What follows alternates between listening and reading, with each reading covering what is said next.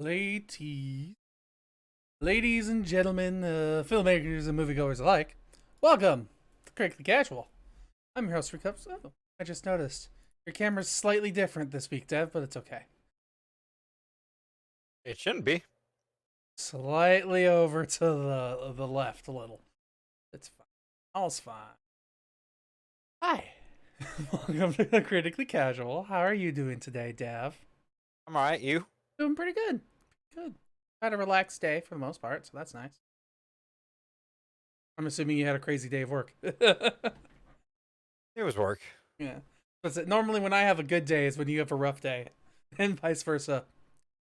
Coincidences, I guess. Who knows? I blame you. Totally my fault.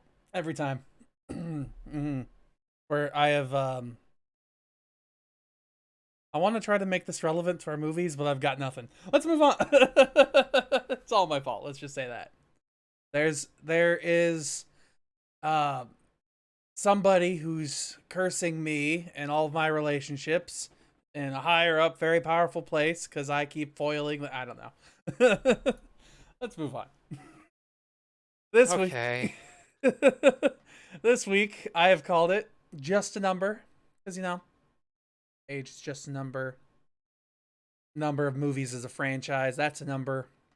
What are you rambling about this week? Like, what? You are usually more composed than this. What do you are mean? just. Everything makes sense to me. You're just rambling at this point. I'm explaining my thought process here, which is usually just rambling to myself. But yeah, this week I've called it just a number. It's also a line in one of the movies. So ha ha ha ha. Today we're talking about Spectre, and then we're going to talk about No Time to Die. Because it's James Bond, Daniel Craig movies. Yay! Yeah, Anything else you want to talk about before we get in here? I think we're good. I've rambled enough for the two of us. Yeah, no, I don't know what to add to what you were saying. Like, yeah. Yeah, no worries. This week, first movie. Let's just get in here then. We're talking about Spectre. Ooh, Spectre. Got your info ready, Dev? Yeah, sure. It's like I'm waiting. This is your moment. Wait, did this really come out that long ago? Yes, it did.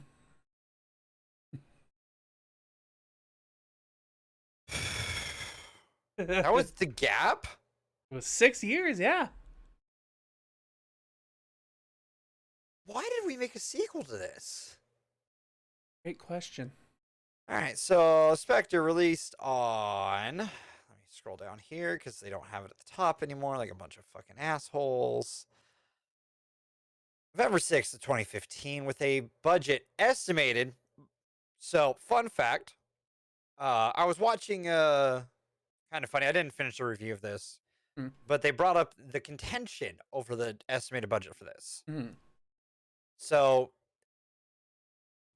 IMDb says 245 million.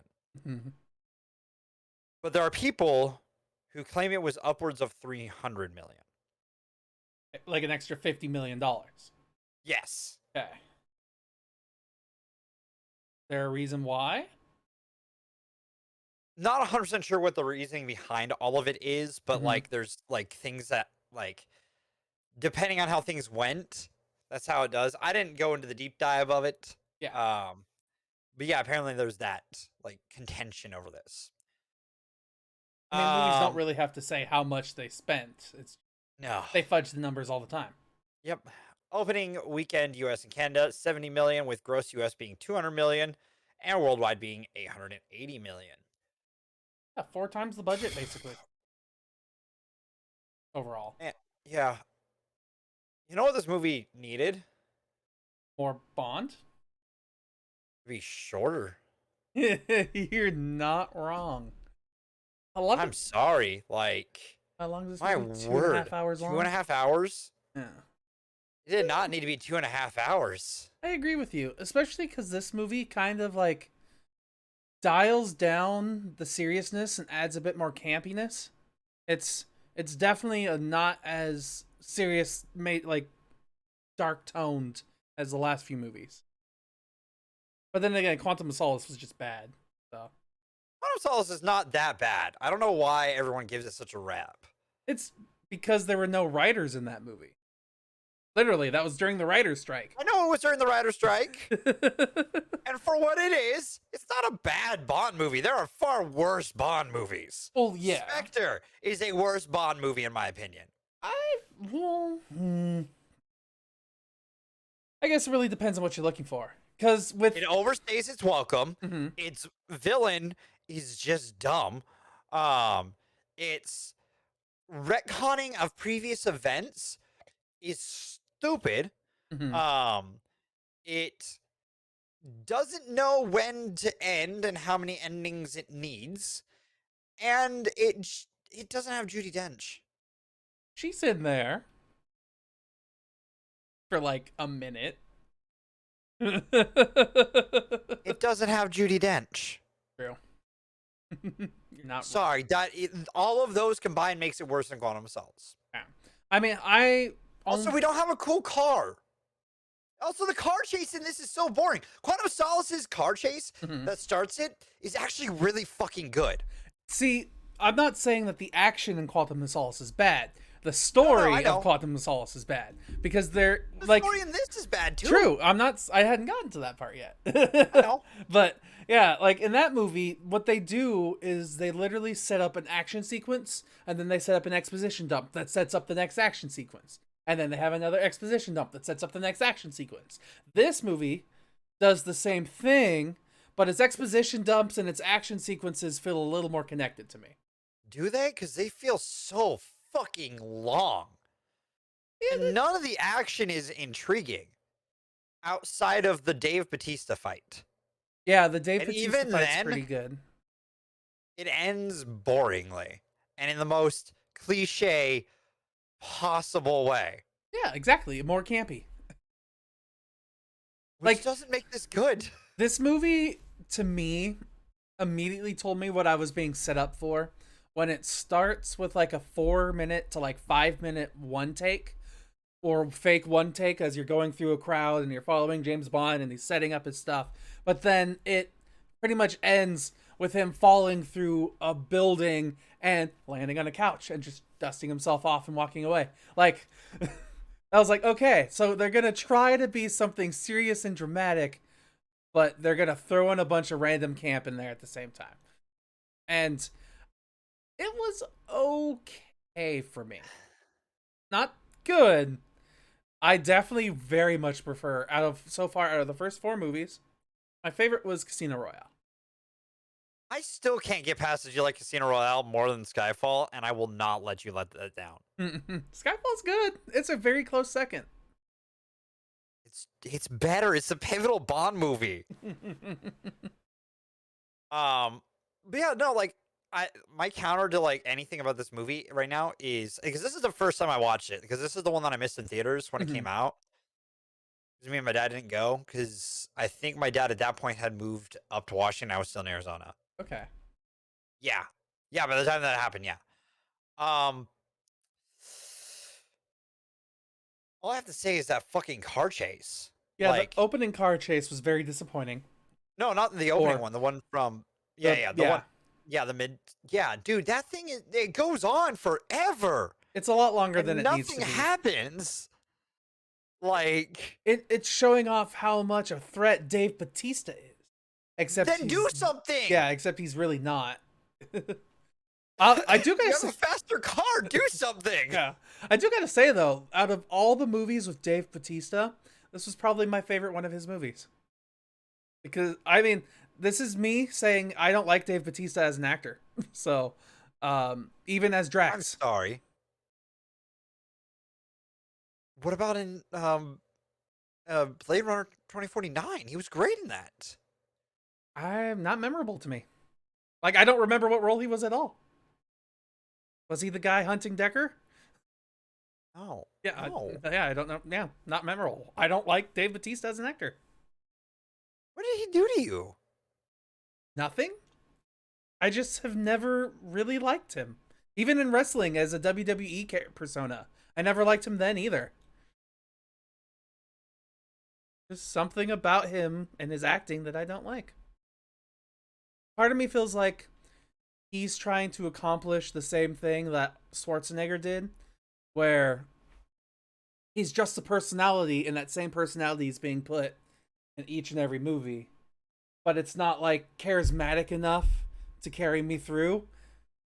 Early Schwarzenegger only worked out only because it was the only person doing that kind of stuff in the 90s when it was action. 80s and 90s and whatever. With Dave Bautista, we've got a lot of great action stars. Some who do the exact same thing as him, like Dwayne "The Rock" Johnson, but better. Okay, I'm gonna say right now, you are not describing what Batista aims for when he's doing movies. He doesn't just take any role like The Rock. That's true. He looks for roles that are gonna like challenge him and he can have fun with. Like that's why he's gonna be in Dune. He looks for something that's different than his normal career. Yeah. Yeah. Yeah. I mean, that was Blade Runner, dude. He played a doctor. Yeah. Like, okay. Doctor. I remember the doctor now. Okay. that's a really intense scene. Like, I'm not saying. I just don't know. Like I said, I've never liked any of the movies that I've seen him in. There's always just like something about his approach to the characters that just I don't like. And it's just how it's always been with all of his movies. This one I liked because it was all just physical action with him, his character, and he does physical acting totally fine. What did he do in this movie other than one fight? I mean, more than just fighting, body language. Like, he knows how to move his body in a way that can be intimidating, and the fight was cool, sure, or could have been cool. And the fact that it doesn't, like, maybe it's his voice I don't like. I don't fucking know. I just don't like Dave Bautista. Sure, he could bench press me and throw me through this table and, like, break my nose 7 different ways. That's still not going to make me say he's a good actor. You're in a really small camp. You know this, right? Yeah. Okay. I'm just making sure. Yeah. You're in the very minority on people on the Dave Bautista take right now. I know that. And it's something that's kind of bugged me, honestly, because I don't like Dave Bautista, and I guess America loves him. He's also worldwide. He's actually really liked. Yeah, as an actor. Still, I just don't. Out of all the WWE personalities, I don't like him. Man, I thought it would have been like John Cena. I mean, John Cena. I don't like John Cena's movies either. He's only been good as Peacemaker to me. And that was kind of a coincidence. Keeper, that one. I was gonna let you correct yourself, but you got there. Like, that doesn't sound right. Anyways, back to the fucking movie. Man, like,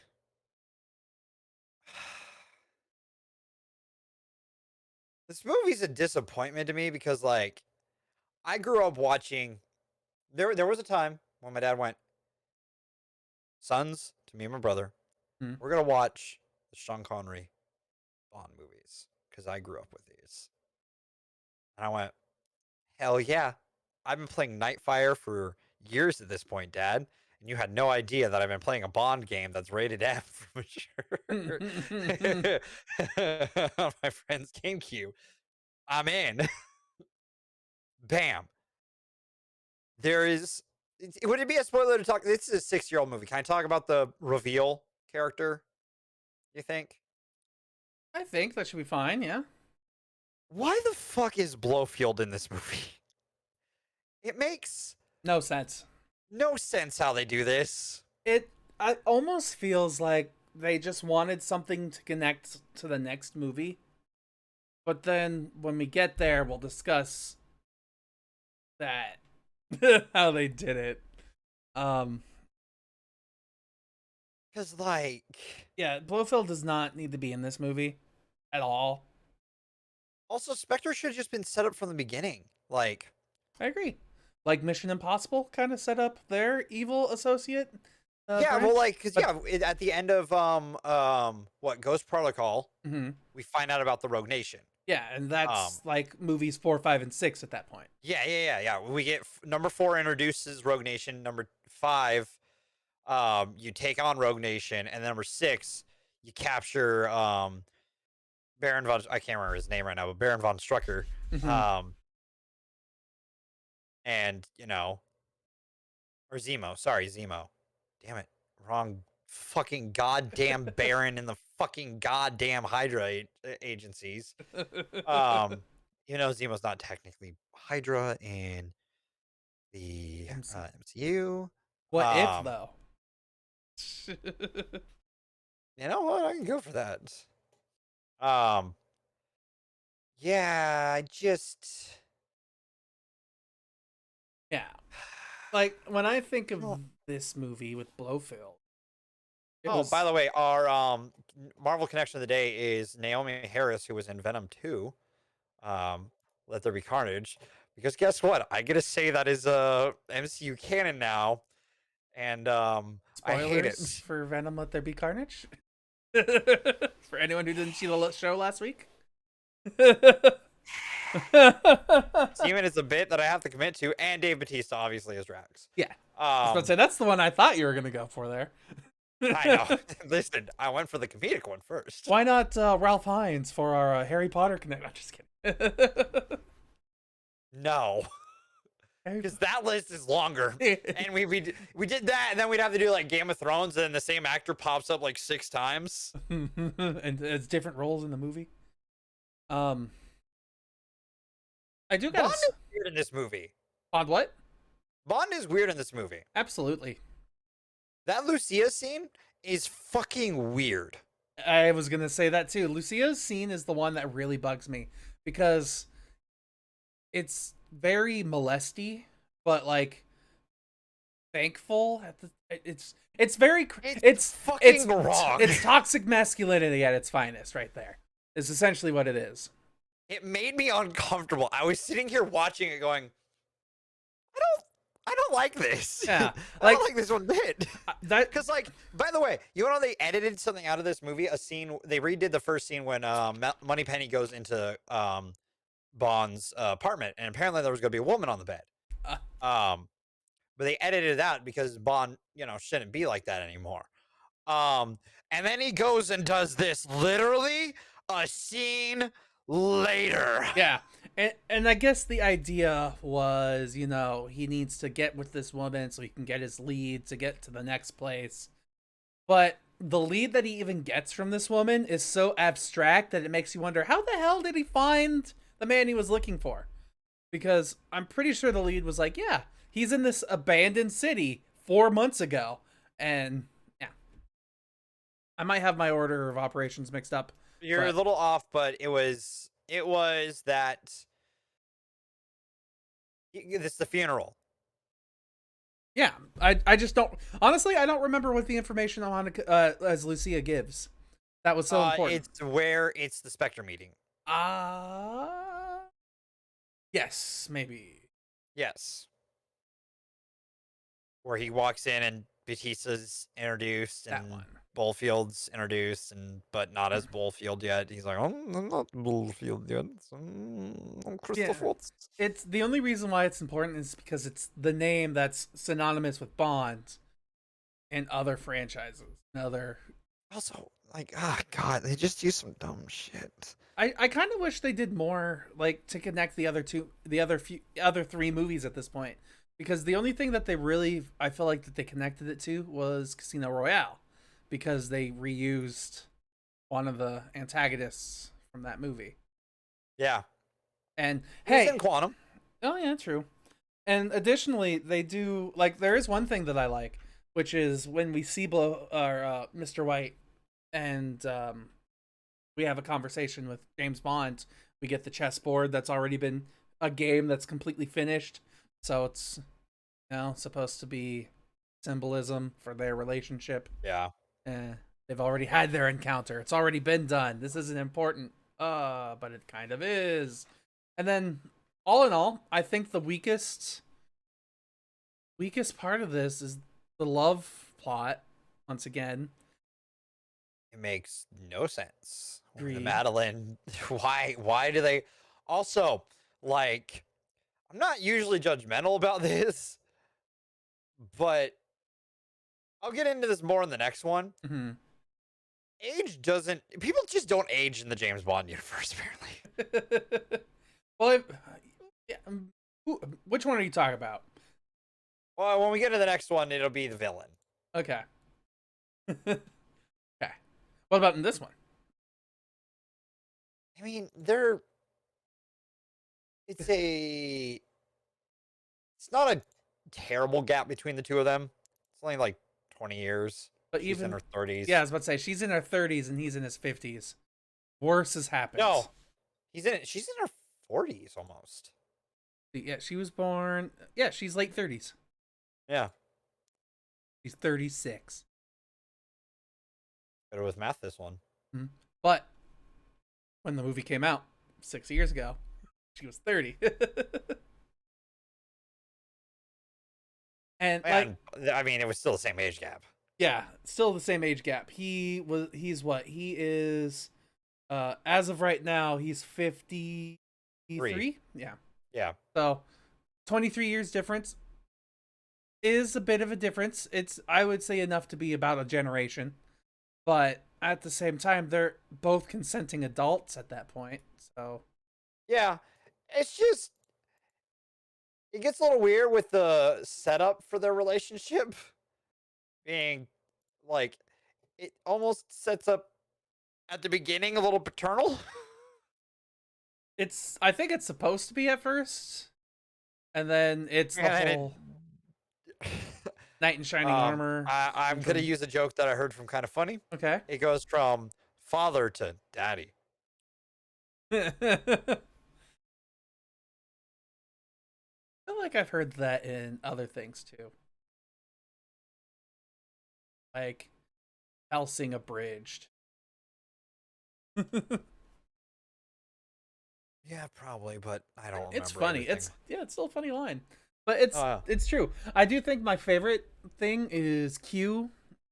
I mean, he's fine, but not like I don't think he's my favorite because of his snarkiness, but how they approached, his reveal.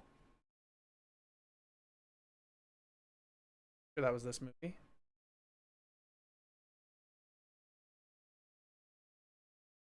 I don't remember. Do you remember what I'm talking about? Are you talking about him having a date? Yeah, with his boyfriend. That's the next movie. Okay. I like that still. Either way, I still liked Q in this movie. I think I was a little confused because the plot with this movie is James Bond is decommissioned for a little while because he's gone off the books beyond what M has told him to do. Smart blood. Yeah, and he's given smart blood, which I thought would be a one-time thing. Whatever. Same.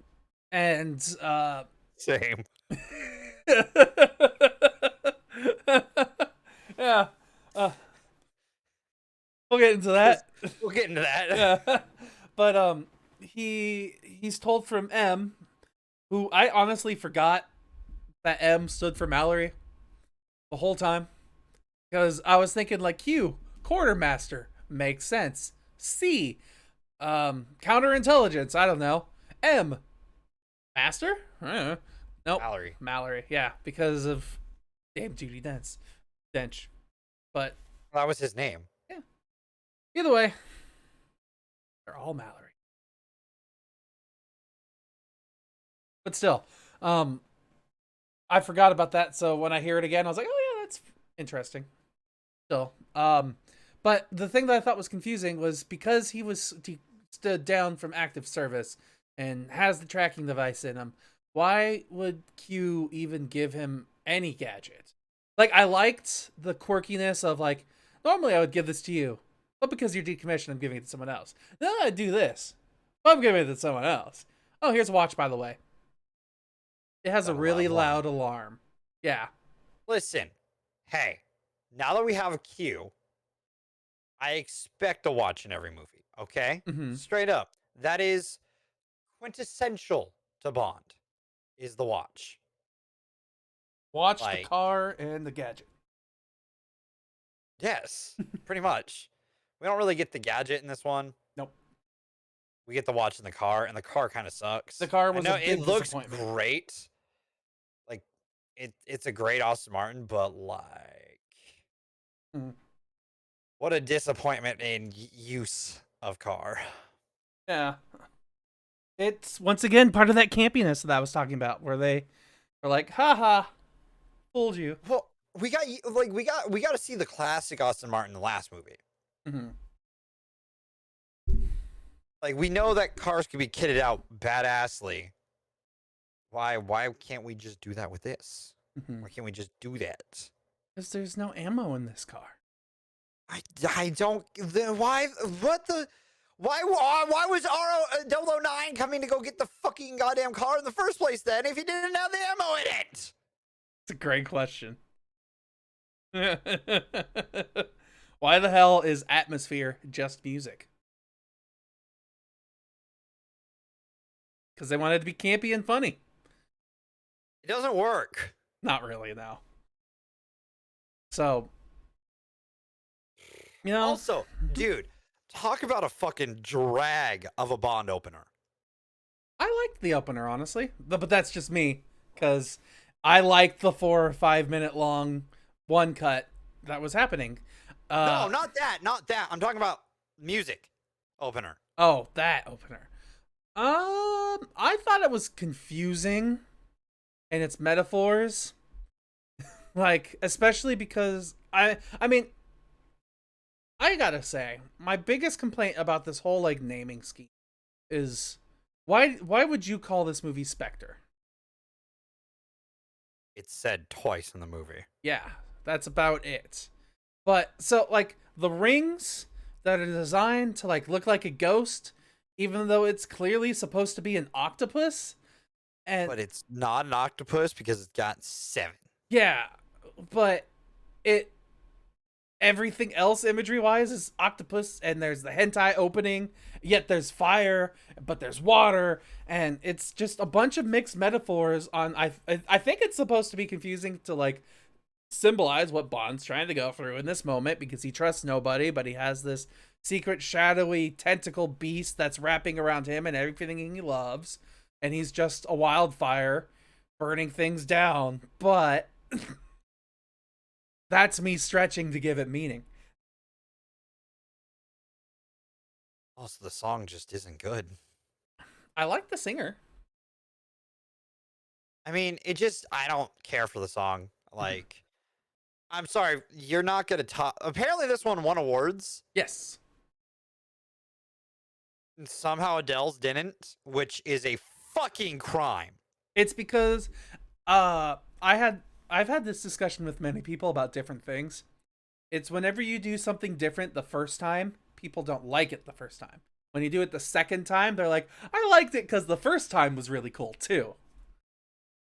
There's your recognition. It's kind of what happened with my internship when I was working with them. They won a championship one year because they did something much cooler the year before, but it was reminiscent to the year before. So that, and then there's This song wasn't reminiscent of it. but it was far worse.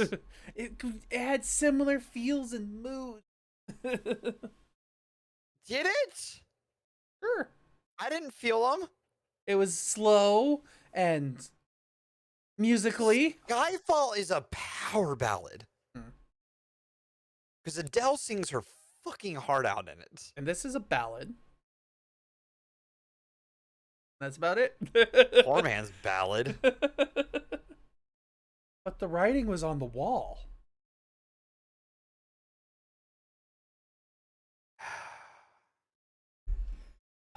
Indeed. I mean, I still gotta say,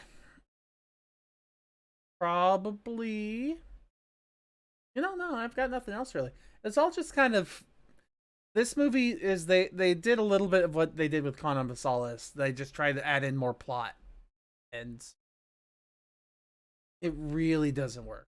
Quantum Solace had better action and was shorter. Bam, it wins.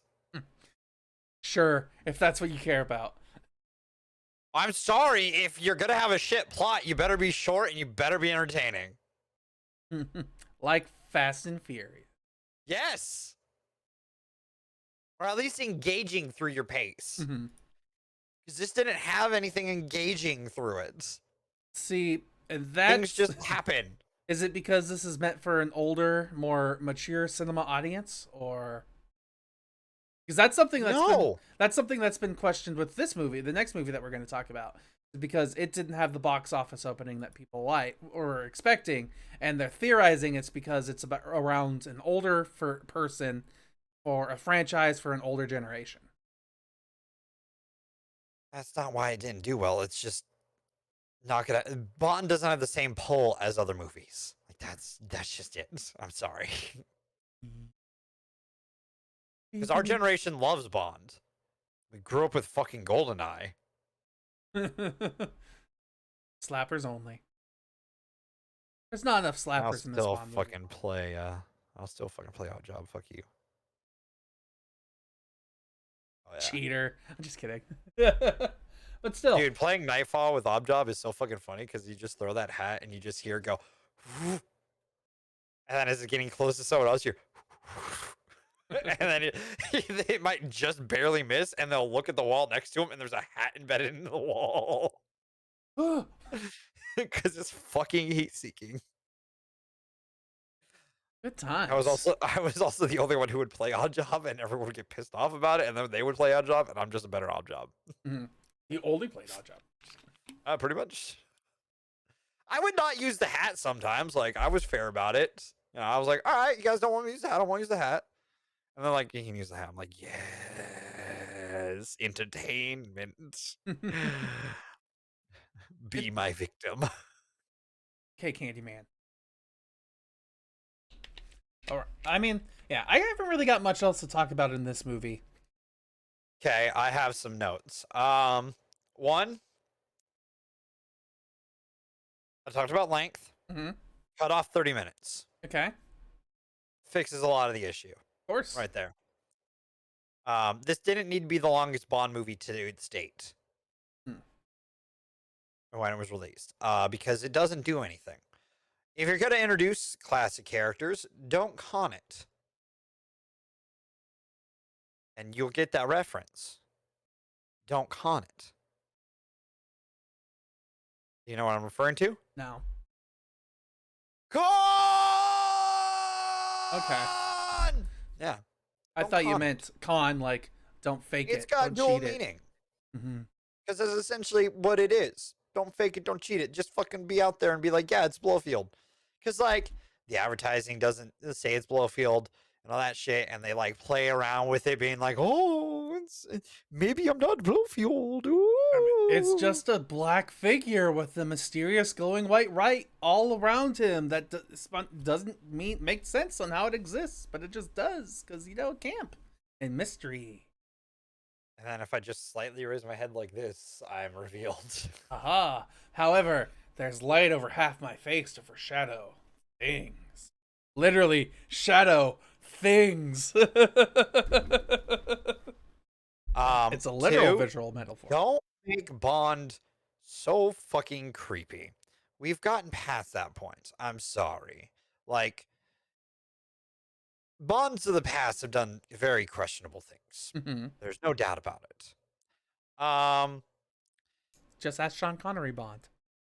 Oh God, he was the worst. But like, we're in the 21st century, my dude. We can't do what we did to Lucia. Yeah, she was done dirty, literally. Action needs to be improved because it felt lethargic. Scenes like at the headquarter place could have been so much cooler if the action wasn't just walking in a, like, wasn't just like slow shooting. That's how I'm going to describe that, if Okay. that makes sense. Like the action felt like slowed down shooting. Okay. You get what I'm saying? I Like when think. he walks outside and it's just like he's able to take like one shot, turn, take another shot, kind of meander around, It's because take he's another shot. suave, you know? He's just... There's a difference between suave and just old feeling. Yeah, I mean, that is part of the problem. He's not the spryest chicken in the world. It doesn't have to be, because I'll talk about it more in the next one. But like, the next movie has better action. And it feels spry. But like, yeah, it's just there's a lot of things that just don't make sense for decisions in this, and that's one of them. The like, if you're gonna do cool, if you're gonna try to do like the car stuff, you can't just do it for a gag. The gag Like was kind of just him being cool and collected and just none of his equipment working. Like, yep, I'm picking up that some... chase just makes no sense. Um. Also, the Dave Bautista not speaking thing is a little weird because of how it ends. He says his one line, yeah. It's dumb. It's dumb. It's camp. It's because they turned this movie from a serious flick to a campy spy thriller. Yelene, there's a happy medium between. I'd say this is probably the most middle camp that you'd probably get, though. At least There's a. Go ahead, sorry. Well, they dialed it too much like the Sean Connery Bond era. Okay. You know what I mean? Like they took that dial and went, "Yeah, we're just gonna go into it now because we've set it up." And I'm like, "No, you didn't, because Skyfall didn't set that up. You had one cool car thing. That was your gizmo. You didn't. What? You didn't set this up. You didn't set up the camp." Yeah. Not really. It doesn't. It does. It's completely different. It feels like a completely different movie universe. But It does. yeah. But at the same time, I'm not saying that I don't dislike it. It's okay for what. I'm not saying you. I'm not saying you like it or dislike it. Mm-hmm. I'm more saying from my point of view. Yeah. The other thing. Mm-hmm. This movie ends 4 times, it feels like. We get a weird moment where like M gets involved, and it just feels a little. M's plotline in this feels like it was written out to add another 20 minutes to the movie. Yeah, I feel like M was a little much, especially because a lot of the dialogue from like M and C, what happens between them is weird. MC in the house. Sorry. Mm-hmm. Because I feel like originally the only villain that they had in this movie was C, but then they felt like they needed something to make it more Bondy. Dude, as soon as you show up in the movie, and I'm like, okay, yeah, he's the bad guy. Yeah, it's just it's obvious. Scott was just playing like a lower down fuck it's like the assistant Sherlock Moriarty. villain. Moriarty, thank you. He was a low down Moriarty. Like, that's one of the things I love about the scene is you have James Bond with Lord Voldemort and Moriarty all in the same scene.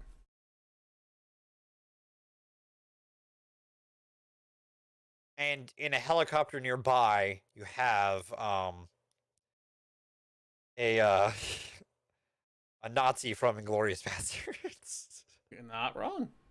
But yeah, like, C, I feel like he was supposed to be the main villain, but then they're like, let's throw Blofeld in there to give us more Bond and more connections.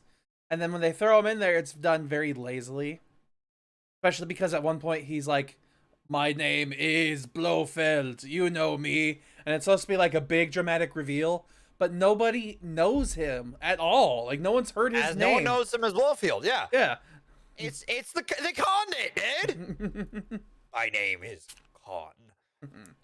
Kirk. Okay. Cool. That's your name. All right. It's What supposed they're to. expecting people to do in the audience is, oh my God, it's Con. What? But they missed that generational thing for years, and they straight up did the same shit here.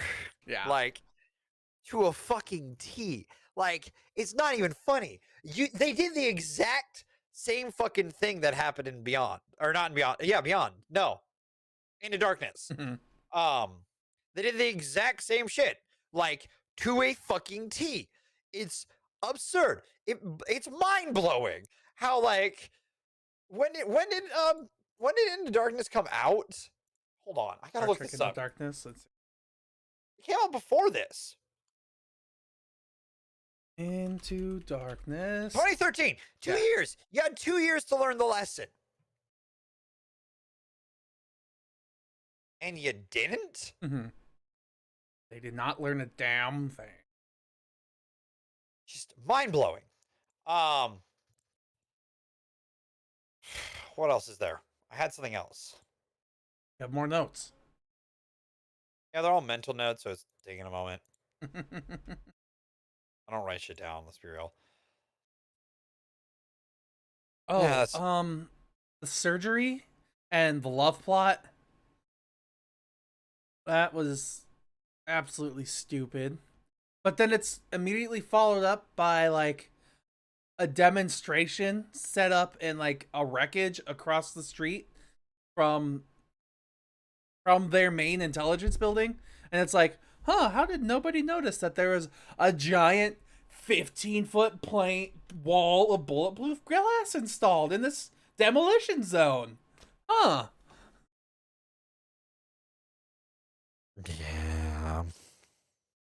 Got a movie. Movie's got a movie.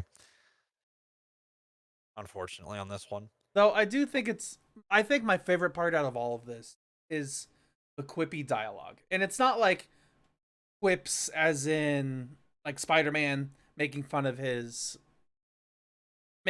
people he's arresting. It's more quippy like, I just had sex with your mother last night, but more formally and fancy. And I kind of like that. Like C stands for careless, but that was kind of cute. I thought it stood for cunt. Yeah, that's what I thought they were gonna say too, and then they're like, nope, careless, because American audiences don't like that word,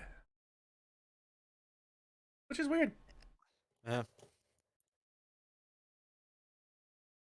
But yeah, I got nothing else on this movie. All right, let's move on. All right, so here's your popcorns, Dev. How many are you gonna? 5.5. I was gonna give it a 6. Sounds so enthused. Yeah, well, this movie didn't enthuse me. Not to self people. Dev doesn't like camp in his spy thrillers. I can deal, dude. I love Mission Impossible. Fuck you. There's camp in there. There's a lot of camp in Mission Impossible, but it works because it's set up that way. Yeah, the whole universe is that way. What was I just saying? No Time to Die. Titles in this franchise are hard to remember too. What do you mean? Like, oh, super easy. Like from Russia with Love. GoldenEye, Goldfinger, Octopussy, Dr. No. Could you tell me which order they were released in and which is who? And because I sure as hell couldn't. Heck, sometimes I can't remember what order the first 3 movies came in for this franchise, for this Bond. You can't remember which movie you watched from this franchise. They have all. I swear to God, whenever you watch one of these, you watch all of them at the same time, and it just blends. It's like you're watching the frame, like each individual frame, as you're watching it with all the audio going at once, and like it just blends. you just blend it. It's all in a fucking blender in your head. I don't know how you do it, Mm-hmm. but like you've just all these movies become mush to you, and it's all one. And I'm like, I'm impressed, I'm amused, I'm scared, and upset All at the same time. all at the same time. That's how you know I'm doing my job right. Uh, kidding. So let's talk about our second movie, the one that This I was released October 8th, 2021, titled No Time to Die. With a budget of $250 million estimated. Opening US, 55 million. Gross US so far, 67 million, and gross worldwide, 326 million. so it's already made its budget back.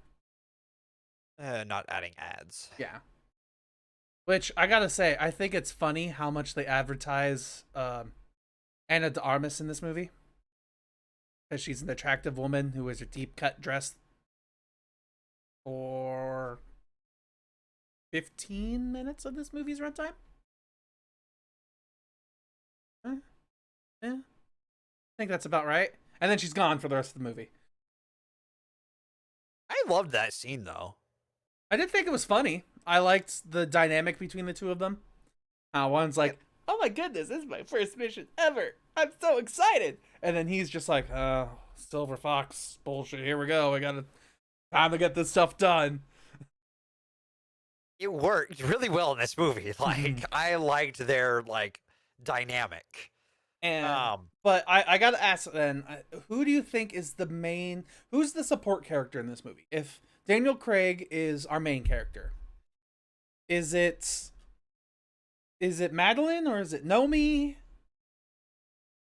Is it Felix? Like, who's our side character? Yes. Ah. That's kind of how I felt too. They kind of tried to treat them all as equal importance. And Is it Tanner? Is it Q? Is it Moneypenny? Is it M? I mean, with Moneypenny, Is it Blowfield? Moneypenny, I think, has had too much stuff to do in all of these movies. Like, I definitely like that she was stepped up from just being the secretary. But I don't know if she really needed to be in any of these movies other than just be like, "I'm Moneypenny, hi." Like, I feel like that's a whole character dynamic that we could have technically got rid of and shortened the runtime off of. Not saying anything about Naomi Harris like I was saying about Dave Bautista. It's just another character. We've got a lot of characters in these movies. We do. And it doesn't feel like the dynamic of the team that we get in comparing it to Mission Impossible. Mm-hmm. When we get the team in Mission Impossible, like, man, it's always like it works. It always works. The team never feels off. I mean, we've rotated people in and out of the team, and the team always feels good. It's part of. I feel like a big part of that is honestly how they set up Mission Impossible. Part of it is that they don't tell the audience everything that they need to know beforehand. So whenever they do the Mission Impossible woo thing and the plan all comes to fruition. Yeah. Exactly. Whenever that happens, and the whole crew, like, it's a crew thing that works every time. It's not just. I'm forgetting his name. Nathan? Tom Cruise. Oh, yeah. His first name's Nathan in that franchise? I think. Yeah, it's still Tom Cruise. Like, Tom Cruise is not like Ethan Hunt. Thank you, Ethan, not Nathan. That's what it was. I was like, I'm mixed up with something else. It was Ethan, who, sure, he's like the main reason why you see these movies, but he's nothing without his team. While with Bond, he's Bond, and he has regardless of everything else. Yeah, regardless of everything else. Yeah, and I gotta say, the most disappointing thing is Rami Malek. He is not the villain I wanted for this movie. No, he's kind of dry. Almost like he needs drink some water, you know? Like he's all shriveled up and shit. I'm just kidding. That's just also like character design. I'm sorry, but they're like the age difference between him Mm-hmm. and Lay Sudux Mm-hmm. is, let me look it up real quick, 4 years. Uh-huh. But What they do, it's presumed to be more because in this, and they don't look that different in age. They look like they're both late 30s, maybe pushing 40. mm-hmm. Rami looks young. He looks Like, exactly the same as you would think he looks. Like, even though it's supposed to be like a reveal of who his character is, I sat there in theaters and I was like, fuck you if you want me to believe that these are the same people. Because sure, they're the exact same people, and that's the problem. Like, there's no time difference between what? It's 20 years? That sequence is when she's a child. yeah, and now she's a 30-year-old adult. And then there's a 5-year gap. Huh. So even more time. Yeah. So I don't know how old Madeline's character is supposed to be, but I'm assuming it's the same age as Leia. So I'm just assuming. I'm definitely don't think she's supposed to be like 20 or anything like that. That's for sure. No. So still, the difference is a lot, and the characters don't age, as you said. Yeah. No, this is it. Like, Rami Malek being the villain in this and how they set that all up bothers the shit out of me. The entire of this movie. Like, I will say I enjoy this more than Spectre. Okay, yes. 100%. I agree with that, yeah. It doesn't feel like it is a longer movie, but it doesn't feel like a longer movie. Mm-hmm. I think it paces itself pretty well. It just does some dumb things. I feel like they forgot what their plot device was in the middle of making this movie, or they had some weird rewrites that they never finished writing all the way through, because the movie starts with the MacGuffin, the enticing event, being a genetically modifiable nanovirus with nanobots, essentially, and you can program it to specific DNA. And then by the end of the movie, they can grow and farm the nanobots in pools of acid in their acid gardens.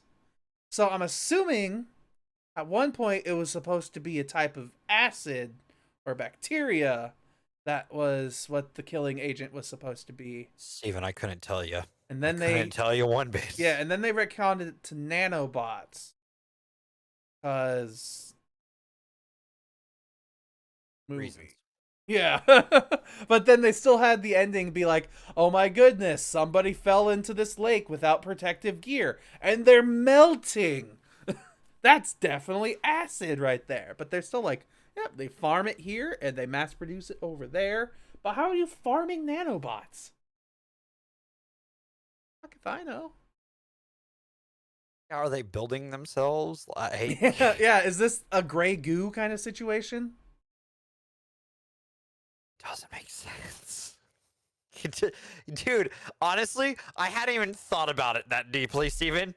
You have blown my fucking mind with how dumb that actually is. I'm sorry. I get into weird thoughts about these movies. Like,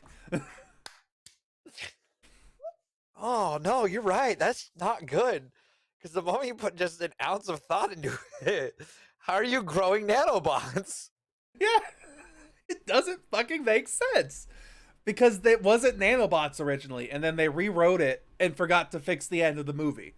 That's what it was. Oh,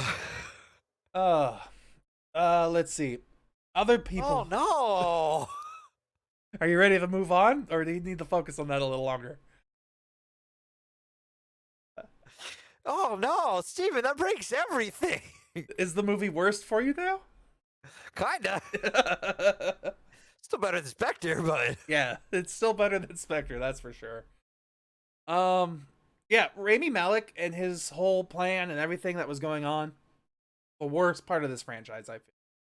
If Blofeld, who was in this movie, by the way, was more important, and Spectre, the Shadow Organization, were more important, I think I would have preferred that. Like, Yeah, have because they definitely do some stuff with that. they kind of just, for Do layman's, some stuff. they just kind of swept it under a rug, really. Kind of think about it. Yeah, they did some stuff with it. Just some stuff, yeah. Um, One of my favorite gimmicks in this movie was with Lashanna Lynch. How it was kind of a competition between her and Bond, especially because I think she was good, by yeah, the way. I liked her. I did too. I know people were freaking out. "Oh, female 007. Yeah, I really liked her, honestly. It, My manhood. yeah, she also. It's just a number. Steven Crowder. It's just a number, Dev. I know. But yeah, that's part of the reason why I put that as a title this week. It's literally her line. It's just a number. And I heard about all of the whole Bond can't be a female. Bond can't be not a British person. Like, No, Bond can't be non-white because how is he supposed to infiltrate a place? yeah, sorry. Dude, Bond doesn't infiltrate through stealth and doing that kind of spy shit. He infiltrates with a gun. Yeah. I'm sorry. He doesn't infiltrate by being like Ethan Hunt. Mm-hmm. He literally Ethan Hunt will go into a place disguised as someone. Yeah, he Bond literally just walks goes in and goes, "Hi, I'm Bond, James Bond." The world's worst, best spy, James Bond. But yeah, it's literally, he walks up in the last movie, he enters the organization by being like, "Yep, I got this ring. Nothing else." Who are you? Fucking Mickey Mouse. What do you want? Yeah, and walks right on in. Like, I'm sorry, but Crowder, this is a shot. This is a shot at you. Okay, I'm sorry. I have to do this. But the fact that you don't think Idris fucking Elba can play goddamn James Bond, the that's a dude mistake. is suave. Mhm. He breathes suave. And God, you're fucking racist, goddamn fucking piece of shit.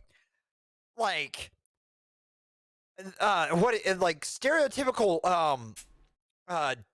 what the fuck accent you were doing for your bit.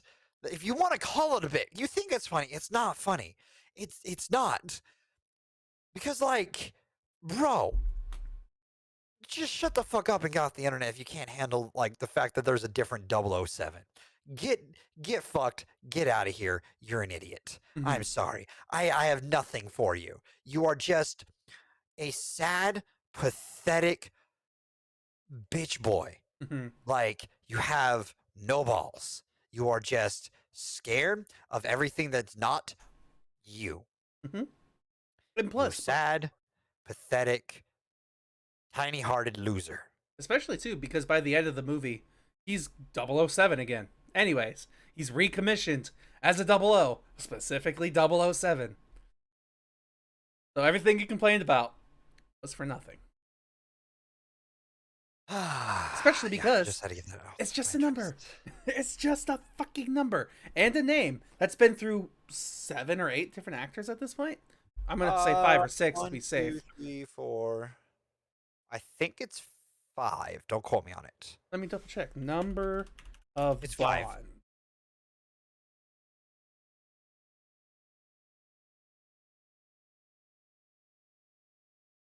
Bond's We're not actor. counting that original Casino Royale bullshit that came out Mhm. way back in the 50s.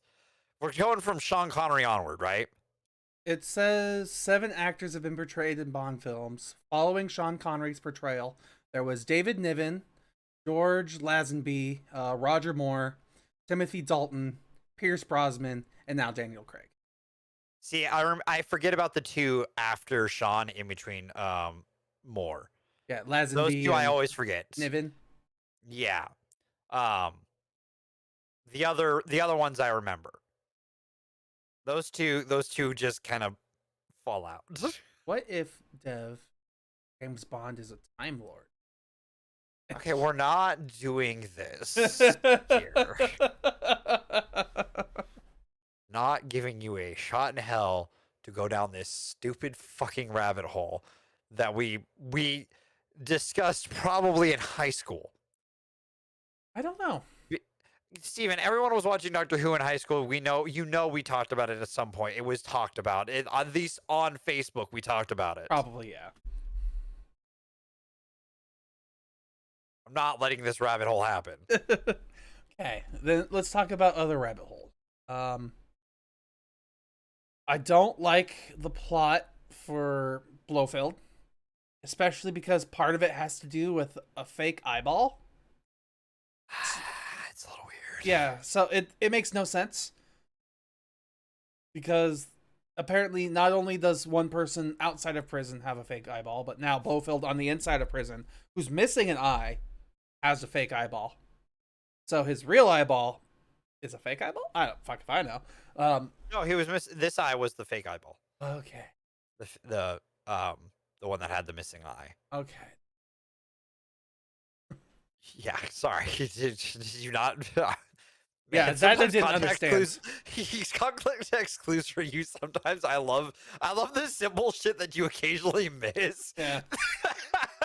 Because I was really confused because I saw, like, in the movie, they had clips of him with both his eyes. And I was like, what? Are they just forgetting that he lost an eye in the last movie? And then we jump to the next movie. And, yeah, we jump to seeing... Yeah. Can we talk about the eye for a second?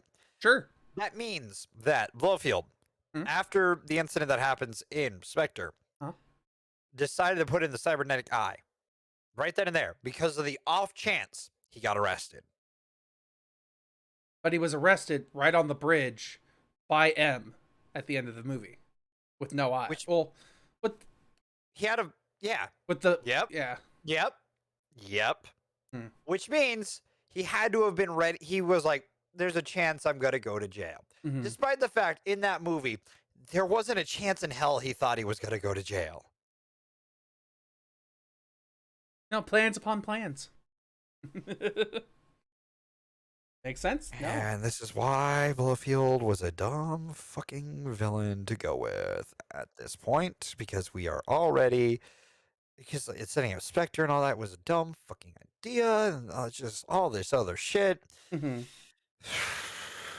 I feel like a big dumb part of this, too, is just Madeline's connection with Rami. Madeline's connection with Blofeld, Madeline's connection with Bond in this movie was a stretch too. Like, oh fuck. I will say, this movie has some balls for its end. I really liked the ending. I was very happy, especially because they didn't pull the Dark Knight franchise gimmick. So yeah, I mean, other things that I don't like the Logan Ash character. Why the hell is he even here? I don't like the Primo, that guy. The main grunt. Cyclops. Yeah, Cyclops, the main grunt dude. I feel like he was a stupid plot device, especially because also, you did Felix dirty. You did fucking Felix dirty. My fucking soul. Yeah. My fucking soul. I especially was upset because what happens to Felix... Who, by the way, is played by Jeffrey Wright, our Marvel connection of the day, the Watcher from the Disney Plus original series, What If? Also in... and Naomi Harris, who played what the fuck is her character in that movie?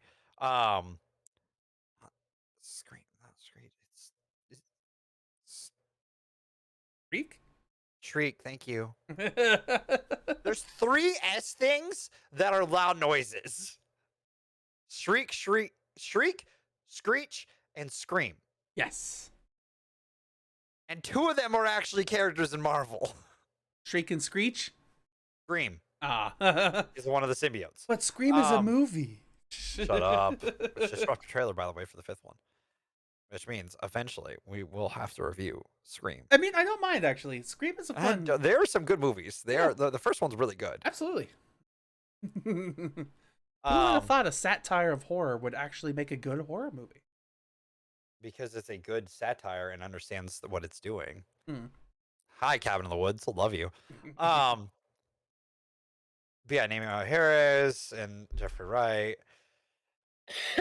Our Marvel connections of the day. Man, I'm so up in the air on this movie because there's a lot that I want to like, Hmm.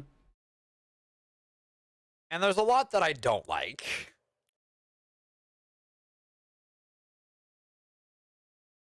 So at the end of this movie, you still think Skyfall is the best? Yes, Okay. I still think Casino Royale is better. Yeah, I kind of feel bad because for me, my favorite movie is the first movie, which kind of disappointing. You would think that the second or the third film would be the best, which to you it is. So Third movie is the best. yeah, There's no vote there. It is the best. fuck you. This is my show, and we go by my rules. No, not today. It's like you're right though. Like the fact that like 1 and 3 are the best, like undefinitively. Like those two are the best Bond movies for Daniel Craig. Yes. I could still argue that Quantum of Solace is better than this. I wouldn't myself, but I could see it based off of It's what an we've already argument I talked can about. mentally make. Yeah. You know what I mean? Which one comes out on top? I honestly don't know because this movie just doesn't. Steven, you poked a hole in the plot Yeah. with one sentence. How do you grow nanobots? Yes. Quantum of Solace didn't have that issue. You're not wrong. Quantum of Solace is a more solid plot. Oh yeah, how do you grow nanobots? I don't get. You don't. Don't. Steven. You make nanobots. In a factory. Maybe. In a nano factory. Yeah. Now I'm just imagining a tiny little. Oh nope. Okay. Which is called a 3D printer. There you go. I got there. Hmm. That's the thing. Like I could argue that Quantum of Solace is better for its opening scene Mm-hmm. when Bond's doing the driving scene when he has Mr. White in the back, does the whole drive, opens the trunk and pulls out Mr. White. Mm-hmm. Obviously, Skyfall and Casino Royale are better than this. Mm-hmm. This is better than Spectre, but I don't know if it's better than Quantum of Solace overall because like I'm just like not entirely sold on how this movie does things. Yeah, how all the things connect. Yeah, it just doesn't Especially work. because the inciting incident for this movie, other than the DNA based nanovirus, whatever, is an incident between Madeline and Bond, which feels so like it kind of makes sense, but at the same time, it's a huge, huge overreaction for Bond. Like, But he has trust issues from Vesper. yeah, I get that, but that was what, the first movie?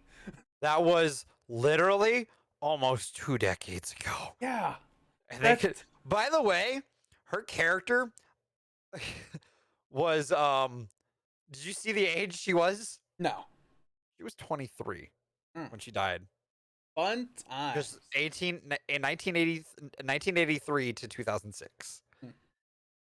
But that reminds me, part of the reason hold why on, hold on. Okay. Bond was in his 40s still, right? Hmm? Maybe late 30s. Let's see, the first Casino Royale came out in 2006, so yeah. And how old is Craig again? What year was he born? 65? 68. So yeah, late 30s, almost 40. She maybe just got out of college.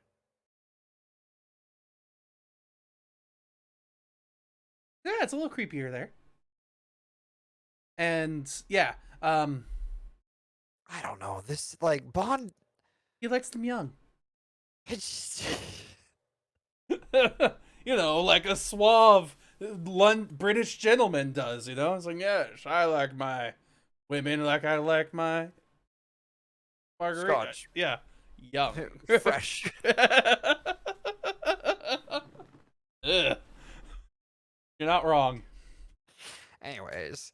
No, like, I'm not gonna lie. That threw me for a loop because I went, she was supposed to be 23 in that movie? but yeah, Vesper is the reason why he has trust issues because he loves her and all that blah, blah, blah, blah, blah, blah. And then the second movie happens where, you know, he finds out the truth that Vesper was trying to save her love and yada yada. But he still doesn't trust people, I guess. And then third movie happens and it has a bunch to do with him being trust and him being aggressive and angry. Or is that the second movie? That was the second movie. Yeah, that's Quantum of Solace, right? Yeah. Where that's part of the reason why I don't like that movie is because it's supposed to portray Bond being as an unnecessary, brutal killer. And all the times he kills somebody, it's not brutal and unnecessary. Like, at one point he's defending himself and a guy falls and then the other person shoots him and then it's blamed on Bond somehow. And it's like, but that wasn't Bond. Yeah. And then anytime he goes to kill somebody, he's shot at first and then he accidentally kills a guy, I guess. I don't know. Like, but it's supposed to be portrayed as him being aggressive and too violent. And yeah, that's part of the reason why I don't like Quantum.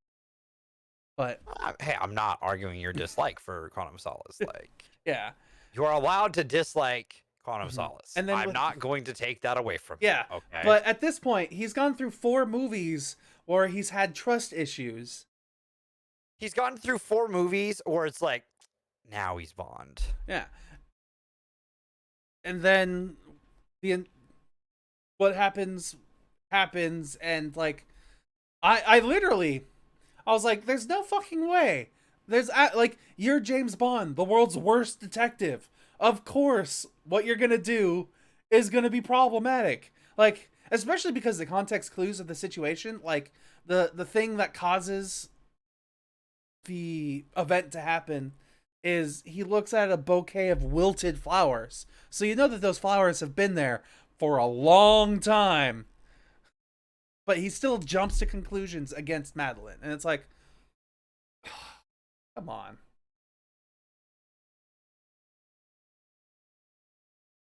But yeah. I just don't. It was okay. This movie, I feel like you were saying, is definitely better than Spectre. But it definitely isn't better than Skyfall. I could see the argument between Quantum and Solace in this, depending on what you're looking for. Yes.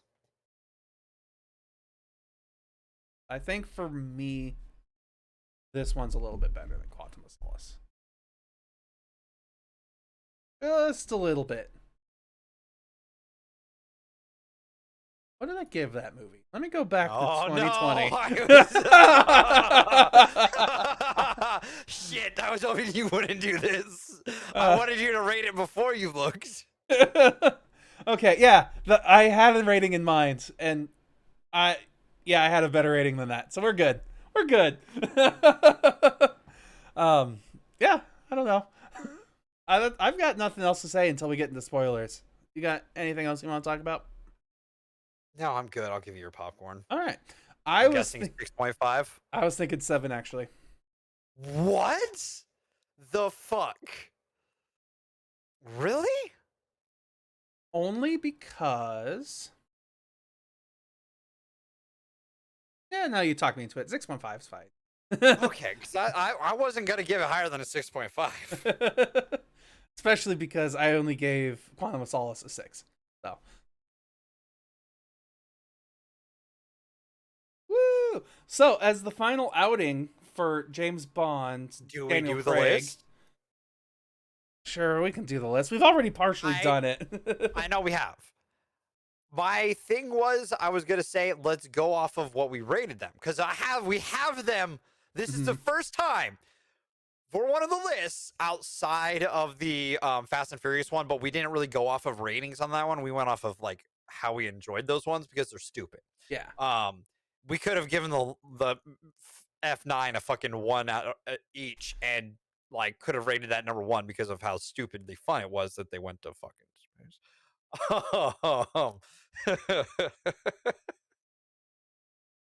Fucking spurt. So let me look them up real quick. So Spectre is at a 6, and 6.5 for No Time to Die. Quantum of Solace is at a 6.5 as well. Casino Royale's an 8, and Skyfall's at an 8.5. So if we do it by ratings, then Skyfall would be at the top because Dev gave it a 10 out of 10. Hey, I can't argue, man. That's my Bond movie. It's like I can't argue with pinnacle myself. Yeah, 10 out of 10 seems right. If that is the case, though, I am willing to allow No Time to Die to be above Quantum of Solace. Let's If see, we go off of this rank, 6.5 to 6.5. Yeah, we could do that. Skyfall, then Casino, then No Time, then Quantum, and then Spectre. Okay, that's our list then. That works for me. Yeah. This list will probably, if we do other Bond movies, I feel we add it to this list. 007 Bond. Yeah, we could probably do that. We will start it with the Daniel Craigs. Mm-hmm. So, how many total Bond movies? 25 now.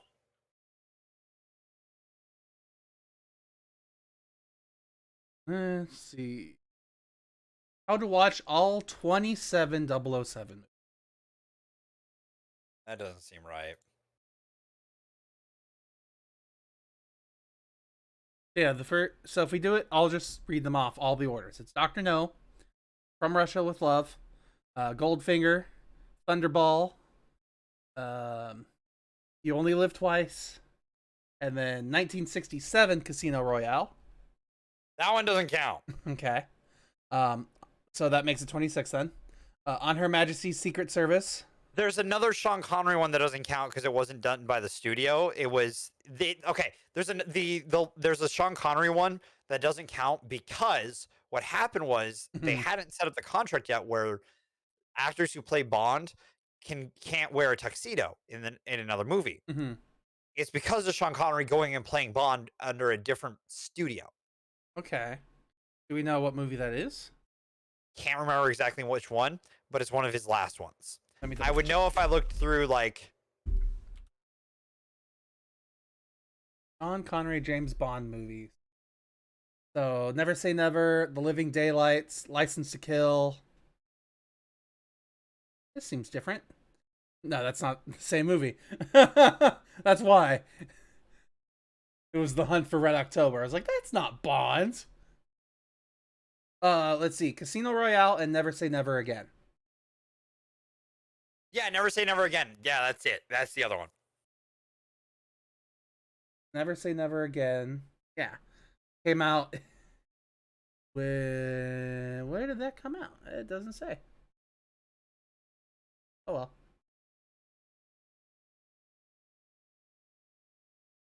(1983). Yeah. Definitely knew that law. That's actually a bit of trivia that pops up at my theater, like the before the movies trivia, which is like, what was Bond synonymous for? And it's not for letting people wear tuxes outside of. Okay, so yeah, 25 movies. Anytime an actor who's played Bond wears a tuxedo in a movie, you don't see it with the bow tie. You'll usually see the bow tie undone.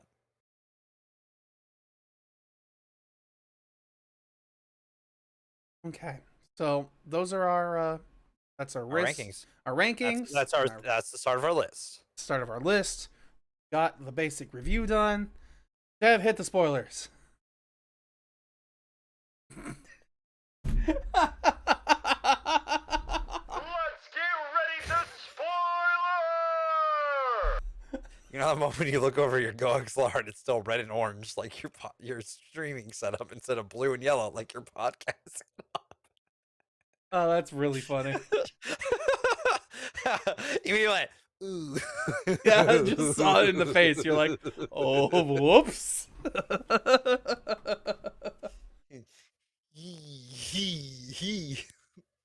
Yeah. No Time to Die spoilers. Where do you want to start? I feel like they you have killed some... Bond. They killed Bond. I really liked it. That was ballsy. It was, but my All right, I'll give it that. All right, it's got the point over calling themselves. It was willing to do that. Yeah. Okay, you know what? You're right. It did that. like I was Wins so debate. happy that they That's killed Bond. It's a good scene. It was it felt like, other than the fact that I thought the reasoning was stupid, like I can never touch the person that I love, so I'd rather kill myself. Well, because he can't touch other people too, because if it spreads from him to other people, and they happen to touch her. Yeah, so he'd rather kill himself. So I thought that was a little silly, but yeah, he dies in a fiery explosion of the passion of 1,000 suns, or 1,000 nuclear warheads, whatever, not nuclear. And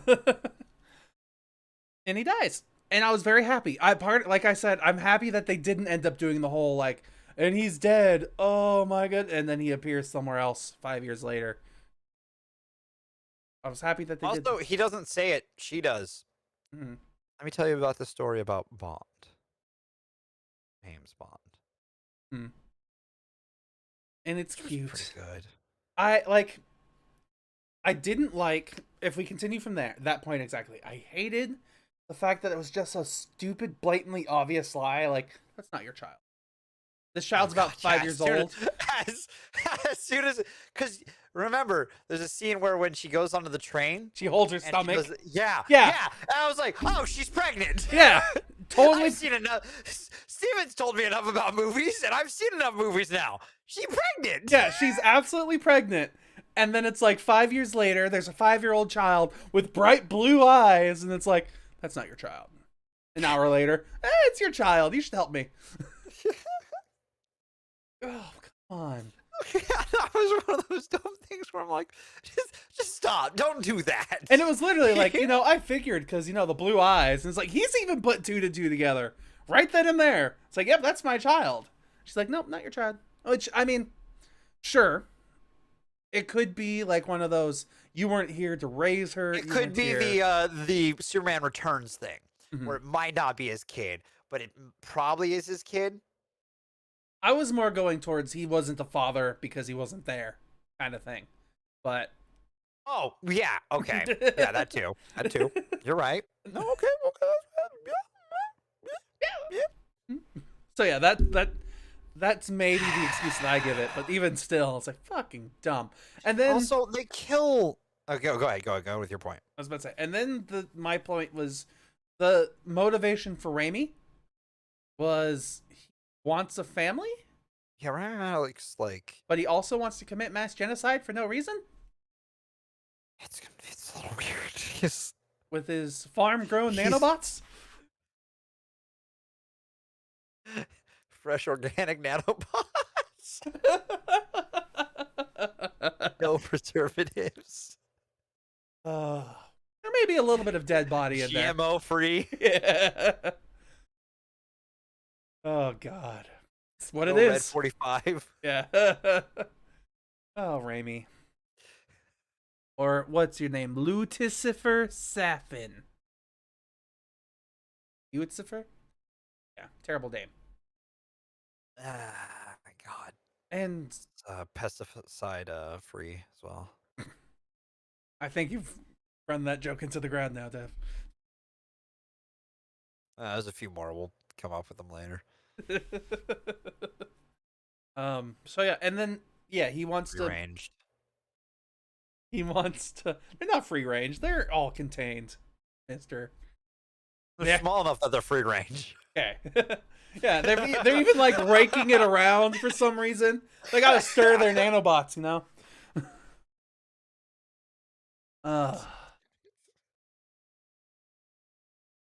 Which also makes me wonder, because this was the thing that I thought about when I saw it, because we're under the assumption that the poison garden that he walks Madeline and little baby, what's her name? Baby, what's her name? Let's just go with that. We don't need to look this up because you're gonna be here for a while. I think it's Mathilda. Sure. Madeline and Mathilda. Little bitty Mathilda, like they're walking through the poison garden and we see people in the same poison outfits raking the water that doesn't look like water in the poison garden. And then he opens the missile silos, pours all the not water out. The silos close again, and then they get in a big fight with Raimi and Daniel Craig in the poison garden water, but it's just water again. But it's water now. Yeah, so it's fine.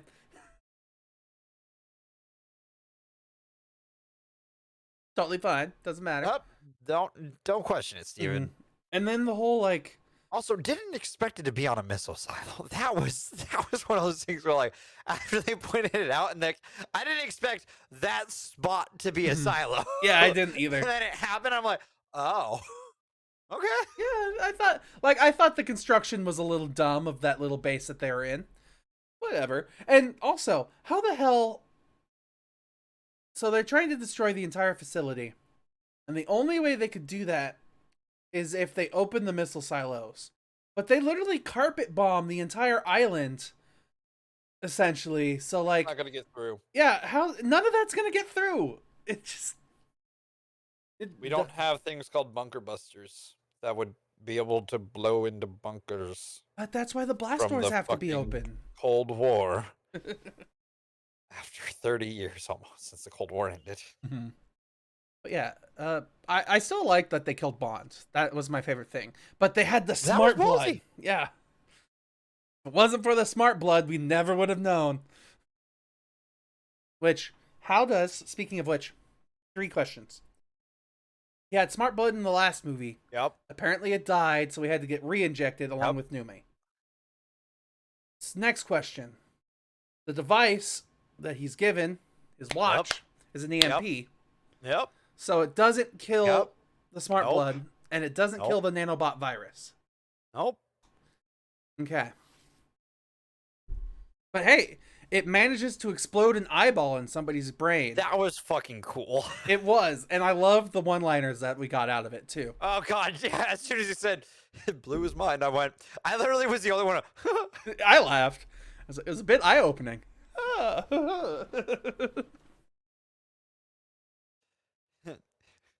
You could say it was a sight for sore eyes. Yeah, that's the kind of quippy Bond stuff that I like. That's fun. Yes, 100%. But still, I also didn't like the Cyclops character because originally he is Blofeld's minion. He has Blofeld's cybernetic eye, but then once Blofeld's dead, he works for Raimi. For no reason. For no reason other than killing his last boss. And it's not explained. Yeah. Okay. Also, speaking of which, way to waste the evil organization you set up literally a movie ago. You literally set it up a movie ago. Like, you had a movie about Spectre where what? And then you started off with Spectre doing some cool shit to Bond and fucking with him, and then we just no more Spectre.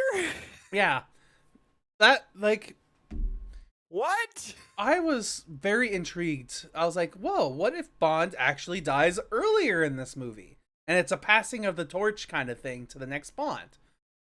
No, they just genetically modify the DNA to kill off all of the people in Spectre. And that's that. Spectre's dead? Yep, Spectre's gone. Thankfully, every single person in Spectre was at that birthday for Blofeld, even though he was in prison. Good thing nobody missed that invite. Yeah, literally no one. No one ran late. Everyone was there perfectly on time. It's all fine. God, the plan is so stupid. Yeah. Yeah. What is the plan, Raimi? And whatever the doctor's name is, Dr. Hardy, Did probably? he get racist before he died? Which one? The doctor? I think so. I don't remember. I think I I've don't blocked remember it the out. line exactly, but she's like, "All right, you're dead." Because he said something about like, I think he said something about entire race. Oh, yeah. And, Your like, entire race when he's talking to Nomi. That's right. and like, I was like, "I'm sorry." Like, yes, as soon as he says that, throw him in the acid. Yeah. But that line came out of fucking left field, and I don't think I processed fully what he said before he was kicked into the acid. I was like, wait, what? It took 'Cause me a he's not moment, really- yeah. He's not really giving hints of being, like, racist. I mean, he might have just been stating it as a matter of fact. I could kill anybody, including African Americans or people of darker skin tones. But still, yeah. That was fucked up. And out of nowhere. Yeah, that was deserved to die regardless, but like, was that writers being like, we're social justice warriors? And I'm like, is it No. Maybe it's Just- throughout the entire movie he like was racist, like he kept saying things like that. But He worked for someone who wasn't white.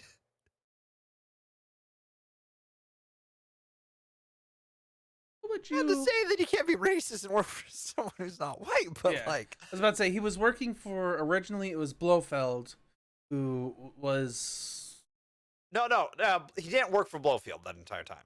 Okay. He was working for Raimi the entire time, but he was working for Blofeld after his kidnapping. no, he was working for M. That's what it was. He was working for Eric. Yes. Yeah.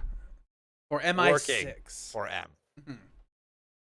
And then he got a call from a mysterious person who told him to swallow this information. Which turned out That's to be what we've been planning. Yeah. Which turned out to be Rami. Also, when Q doesn't know when he said, who knows where this has been? Q It's doesn't know where obvious. that's been. Yeah, it's obviously been eaten and shat out of somebody. No, he doesn't know that. He was more referring to like where the files have been. Yeah. Like he was worried about a Yeah. virus. That's been in a human body. Q, please wear gloves. Right before dinner too. Come on, man. Oh God, yeah, you're right. Oh Yeah. God, He was literally cooking when he was handed a shit USB drive. But at least he has 2 hairless cats that are hypoallergenic. No, they come with hair now. That was funny to me.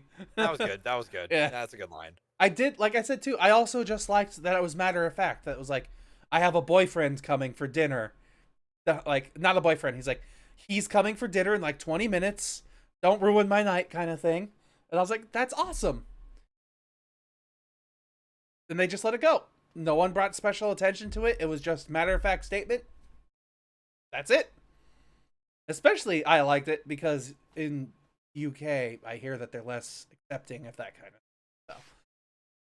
I'm not an expert because I've never left this country, but you know, I hear things. My little birds tell me. Wrong movie reference, but whatever. Or not even a movie. Still. I mean, no, it depends on the movie.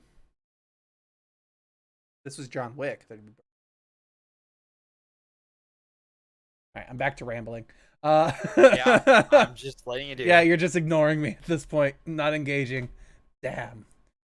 Well, yeah, let's see. And then Lashanna Lynch as 007. I liked the interaction between that. I still keep going back to freaking. So, Madeline. What happens with her and Rami is Madeline's father, Mr. White, kills Rami's parents and family. So to get revenge, he comes to their forest snow tundra house in the middle of nowhere Yep. and kills Madeline's mom and then gets shot like 8 times before getting up and saving Madeline from falling through a frozen lake, ice of a frozen lake.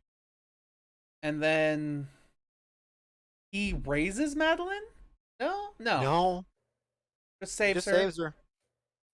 And then 30 years later, 20 years later, however many years later, he just reintroduces himself, still having the exact same mask that she shot, but shows it to her. He looks exactly the same, except his skin actually looks a little bit better. Because in the first segment, it was all gray and like veiny and nasty. But in this version, he just kind of looks like he popped a bunch of pimples in his youth. And other than that, he's fine. And apparently wants to have a child. He takes Madeline and her child. And they're supposed to be a family.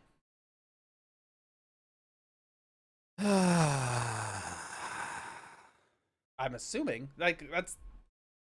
And then he wants to kill everyone else. Because. It's terrible. They should have kept Spectre. Should have kept Spectre. And then maybe in the 6th movie, you know, if Daniel Craig wasn't too old to keep doing action films, then you could probably kill off Spectre. Not the exact next movie. Hey, fucking Batman v Superman did. Let's introduce Superman. Let's kill him. Bring him back again. Okay. I did appreciate at the end of the credits that it did say James Bond would return. Yeah, I like that too. 'Cause But he's a timeless character. yeah, but have you read like the news articles about that kind of stuff? What? They don't even know who they're gonna cast as the next James Bond. They shouldn't. Yeah, and they're not gonna start looking until the year 2022. That's the information that they're going with. That I've Even then, I wouldn't mind them waiting longer. Yeah. So they're gonna start looking for a new Bond in 2022, which means they'll probably have a new Bond movie 2024 to 2025. I'm okay with that. I mean, it's not as much Maybe of a longer. Yeah, I feel like it should be longer. Like, if it took 6 years to go from Spectre to No Time to Die, it should probably take twice that to replace Daniel Craig. There needs to be another one during this decade. Mhm. I will say that. Okay. Like, So maybe like 2028. 2026 to 2028 range. I mean, it does make sense. The collective memory of us as a generation, as a people. When was Pierce's last Bond movie? Hold on. Pierce Bond movies? Because it was Tomorrow Never Dies, if I remember correctly. No. His Oh, last- Die Another Day. 2002. So it was 4 years between Okay. that and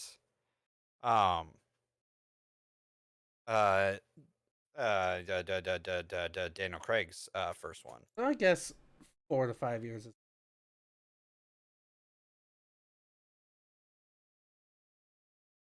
don't know. Seems like an interesting choice.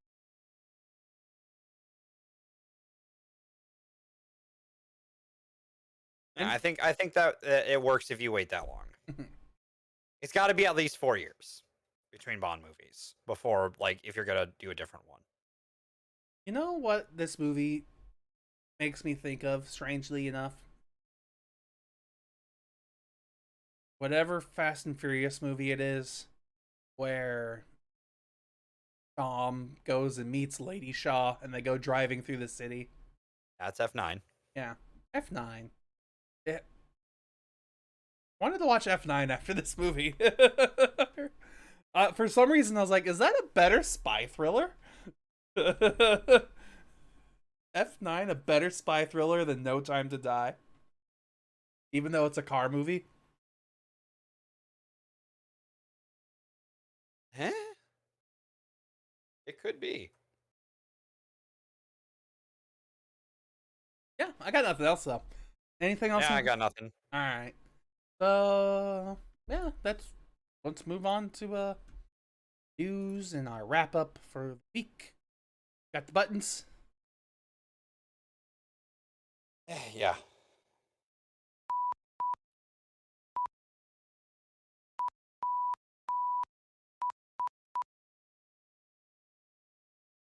I just love,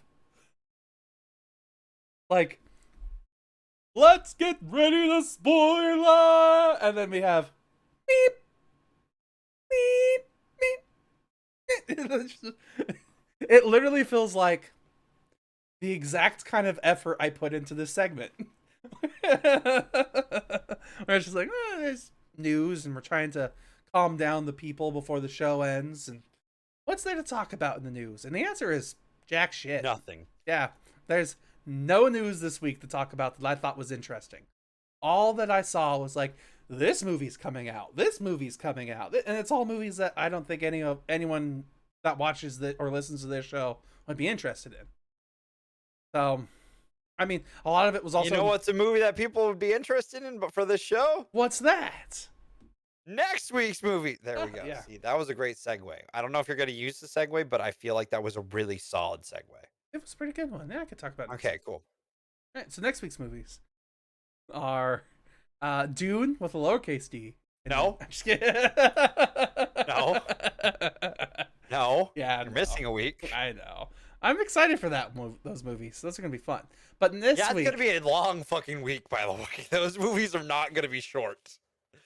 But we don't have to go to theaters. that's also true. That's nice. But this week we do have to go badly a little, because next week we're watching Halloween 2. You know, not Halloween 2 from the Halloween 2 from 1981, Yeah. the original Halloween 2, not the Rob Zombie one, and not Halloween. Which is the and second not Halloween Kills. But we are doing that one. But this is a different Halloween 2, because technically Halloween Kills is a sequel to Halloween, even though Halloween is a sequel to Halloween. Yeah, We keep going into this bit, and I love it. I do too. This fucking franchise, man. This is one that we could do a list on, and it'd be fucking absurd. It would be. Every movie in this franchise is vastly different from the other. The only ones that I think are similar are Halloween and Halloween. Yes. And I'm glad that you know which ones I'm talking about. Because, you know, there's Halloween, and then Halloween 2, and then Halloween H2O, and then Halloween Kill. And then Halloween and Halloween 2. Halloween 3, which doesn't even have Michael Myers in it. Is there the Cult of Michael Myers? No, that's different. Halloween 4? I think? Also kind of making a joke. Cult of Jason. Or the Cult of Chucky. No, there's a cult of Michael Myers. It's actually in one of the timelines. Like, I'm not fucking around with you. It's a thing. That'll be funny if they show me the, yeah, baby. Let's see. The Curse of Michael Myers. The Thorn Cult. That's right. Cult of Druids, who span several millennia.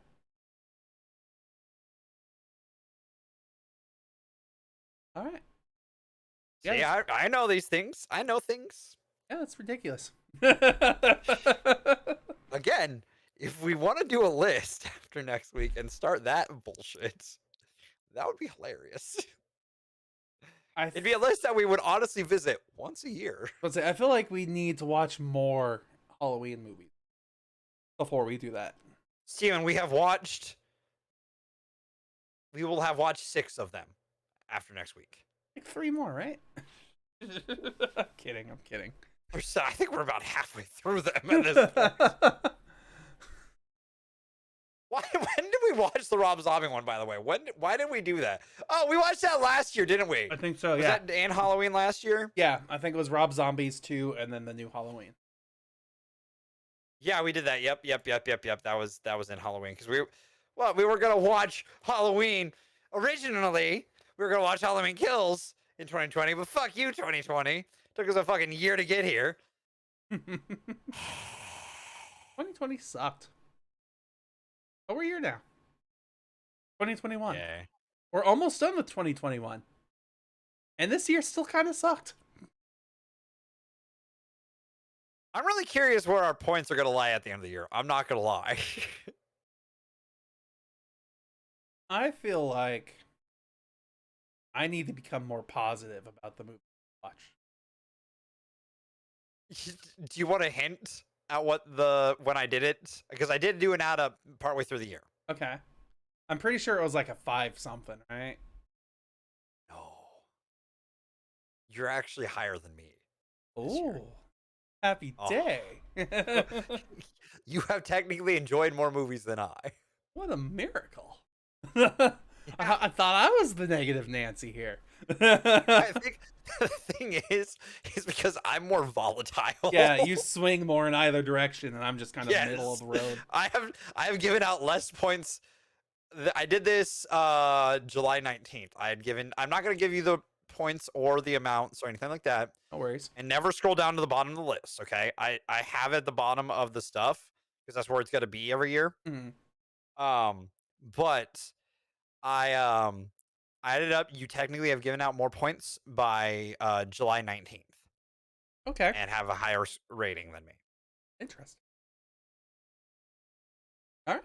Yeah, I mean that's nice because I've been seeing a lot of people like talking about like movie review channels. I watch a lot. It's entertaining, but a lot of people are talking about how they are getting a bunch of negative comments because a lot of their reviews lean towards the negative side because a lot of movies aren't very good. So, see, when your ratings are never like you don't have like a your ratings are kind of always going to be kind of middle of the road. mm-hmm. If that makes sense. Yeah. Like me, I'm the volatile one. I'm giving this a 1 and this a 10. You are the one who's like, no, this is about what I expected. 7.5. This is about what I expected. 6.5. This is about what I expected. 8. Tells you that I expect very little. This is more than I expected. 9. 6.5. This was more than I expected. Not a 10. Mm-hmm. Look at those beautiful single colored dragons. 9.5. Pretty sure I gave that movie a 10. 10.5 because Kids Point. Or 11 Kids Point, but whatever. I fucking I hated that argument because I was right. You were right in the end, yes. Wasn't even funny. I was so fucking right. And you're over here. No, they were only one color. They were only this. And these ones are all black, and that one was all white, and they're like Dalmatians. No, you're wrong. You're just wrong. I don't believe. I mean, I do. I'm never wrong. See, when this show has proved anything, it's that you were wrong more than you realize, and then when you realize, you're like, oh. I guess that's okay. Sometimes my brain misses a beat. It happens more often than I'd like. Whatever. All right. Yeah, I got nothing else. Anything else before we wrap up the show? Hold on. There's something I need to do. Got to pull up his recording. Get the music ready. Get ready to VOD mute us.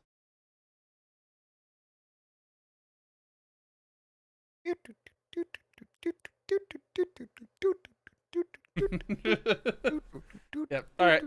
So we're done here, everybody. Like, comment, subscribe, leave a review, ring the bell, and we'll see you next week for crazy Halloween stuff.